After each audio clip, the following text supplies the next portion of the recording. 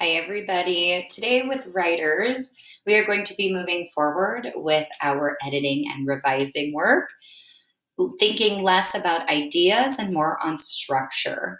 Today, we were thinking about the way that writing dialogue looks and acts in our writing. There are a few things you need to know in order to think about writing dialogue and the punctuation. We will be using quotation marks. We will be using commas, periods, question marks, and exclamation marks. Each one of these set of punctuation is used in a specific way to make our reader understand what is going on. Quotation marks. These are always put around whatever is said in our writing. It's time to go. Is it time for pizza? Is it time for lunch? Quotation marks are always around the beginning and the end part of someone talking. The comma is always used to separate the dialogue between the rest of the sentence. So it might be Mr. Six said, comma, it's time to go. Or it might be it's time for lunch, comma, said Casey. You'll notice in the first sentence, the dialogue came second. And then in the last sentence, the dialogue came first. But the comma is always used in between. The period always goes at the end of the sentence. But what's interesting is in dialogue, either a period or a question mark or an exclamation mark is always inside of the quotations at the very end. If there's no quotation mark at the end, it's just a period. So let's check out my writing and see what we have going on. Okay, I'm going to look down and try to find the first spot where I have dialogue. What's that? I said with a confused brain. Well, we've got double periods. Okay, so I've got quotation marks around the beginning and the end of what I said. What's that?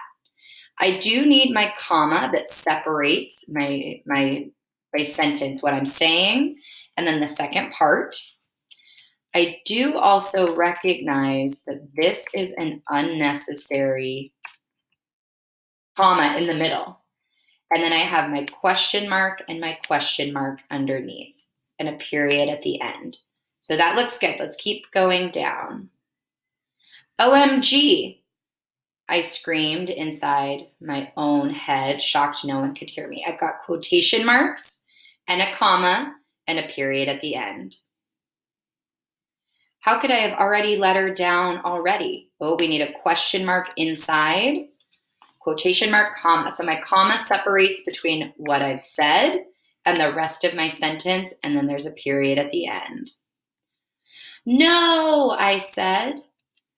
I think everybody, I'm going to add an exclamation mark, or maybe two, and I'm putting them inside the quotation mark, comma, period. Now I know down here I asked more questions. Was there chocolate in there? Question mark. Ooh, I need a comma. I murmured, and of course there was. Where are all those? Oh, here we go. Okay, questions. Is Lola going to be okay? Oh, my question mark needs to be inside.